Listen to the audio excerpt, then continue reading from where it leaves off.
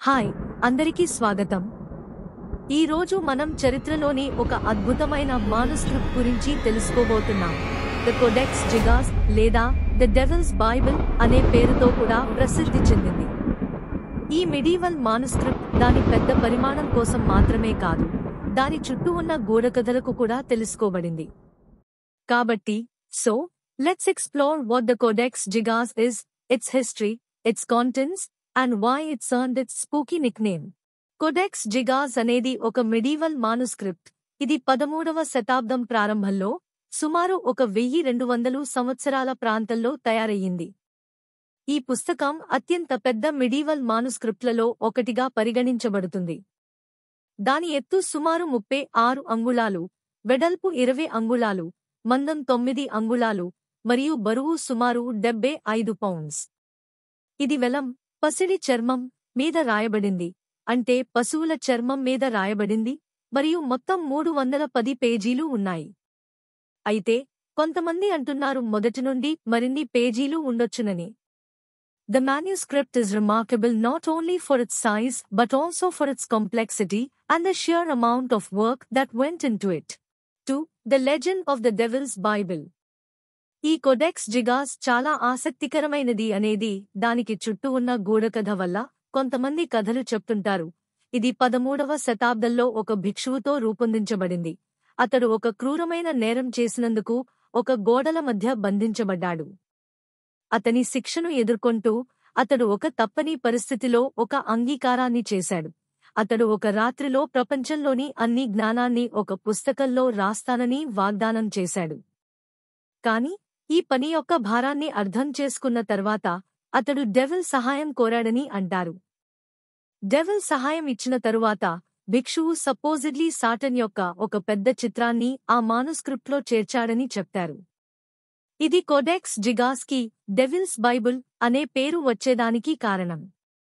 గాని ఈ గూఢకథకు ఏ హిస్టారికల్ సాక్ష్యం లేదు, కాని ఈ కథ ఈ మానుస్క్రిప్ట్ చుట్టూ ఉన్న రహస్యాన్ని మరింత పెంచుతుంది. కోడెక్స్ జిగాస్లో ఏమి ఉంది? ఇప్పుడు కోడెక్స్ జిగాస్లో ఏమి ఉందో చూద్దాం. ఇది అనేక రకాల పుస్తకాల మిశ్రమంగా ఉంటుంది. ఇవి బైబిలు.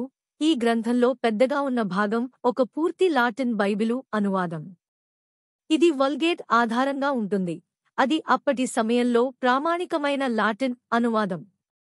చికిత్స మరియు శాస్త్రీయ జ్ఞానం. ఇందులో వైద్య సంబంధమైన మరియు ఇతర శాస్త్రీయ సంబంధిత జ్ఞానాలు కూడా ఉన్నాయి. విభిన్న రోగాలకు చికిత్సలు మరియు కొన్ని ప్రకృతిశాస్త్ర సంబంధిత గ్రంథాలు ఇందులో ఉన్నాయి. దెయ్యం శాస్త్రం, డీమోనాలజీ. ఈ గ్రంథంలో ఒక విచిత్రమైన భాగం దెయ్యం శాస్త్రం. ఇందులో మాంత్రిక శబ్దాలు మరియు దెయ్యాల మీద ఉద్గ్రహణలు ఉన్నాయి. కొంతమంది స్కాలర్స్ దీనిని ఒక రక్షణగా తీసుకున్నారు, అంటే ఈ గ్రంథాన్ని లేదా దాని యజమానిని దుష్ట శక్తుల నుంచి కాపాడటానికి ఉపయోగించినట్లుగా. ఇతర గ్రంథాలు. ఇందులో చరిత్ర సంబంధిత పత్రాలు కూడా ఉన్నాయి. ఇవి ఆ కాలంలో ఉన్న సంఘటనలు మరియు చట్టాలను అర్థం చేసుకోవడానికి ఉపయోగపడతాయి. శాస్త్రంలో డెవిల్, దెయ్యం, చిత్రం. ఇంకా చెప్పుకోవలసిన విషయం ఏమిటంటే కోడెక్స్ జిగాస్లో ఒక ప్రసిద్ధ చిత్రం ఉంది. అది ఒక పెద్ద పేజీలో దెయ్యం యొక్క చిత్రం. ఈ చిత్రం చాలా భయంకరమైనది మరియు ఆకర్షణీయమైనది. పెద్ద ఎరుపు రంగు దెయ్యం, దీని చీలమణ పొడవైన 4 తోక మరియు ఆక్రమించే మంటలతో ఉంచబడింది. ఈ చిత్రం కోడెక్స్ జిగాస్ను దెయ్యంతో సంబంధం పెట్టుకునే అంచనాకు తీసుకురావడమే కాదు, ఇది ఒక అరుదైన మాధ్యయుగ కళా రూపం కూడా. కొంతమంది కళాశాస్త్రవేత్తలు దీనిని ఒక ఇష్టం కలిగించే సంకేతంగా భావిస్తారు, అంటే చెడు శక్తుల నుండి రక్షణగా. కోడెక్స్ జిగాస్ యొక్క సృష్టి రహస్యం. ఇప్పుడు కోడెక్స్ జిగాస్ ఎలా తయారైంది అన్నది మనం మాట్లాడుకుందాం. ఇది ఒకే ఒక లేఖకుడి చేత తయారైనట్లు భావిస్తారు, కాని ఆ వ్యక్తి ఎవరో తెలీదు. ఇది బొహేమియా అనే ప్రస్తుత చెక్ రిపబ్లిక్లోని ఒక మహాసమాజం వద్ద తయారయ్యిందని భావిస్తున్నారు. ఈ గ్రంథం సృష్టి గురించి అత్యంత ఆసక్తికరమైన భాగం ఏమిటంటే దీనిని ఒకే రోజు రాశారని చెప్పే కథ ఉంది. కథ ప్రకారం ఈ గ్రంథం పూర్తిగా రాత్రికి రాత్రి దెయ్యం సహాయంతో తయారైంది. కాని శాస్త్రజ్ఞులు ఈ పనిని అంగీకరించడం లేదు. వారు చెబుతున్నదేంటంటే ఇది ఏడాది గడిచినా పూర్తవడానికి సమయం పడుతుందని. కోడెక్స్ జిగాజ్ యొక్క ప్రయాణం. కోడెక్స్ జిగాజ్ చాలా ఆసక్తికరమైన ప్రయాణాన్ని అంగీకరించింది.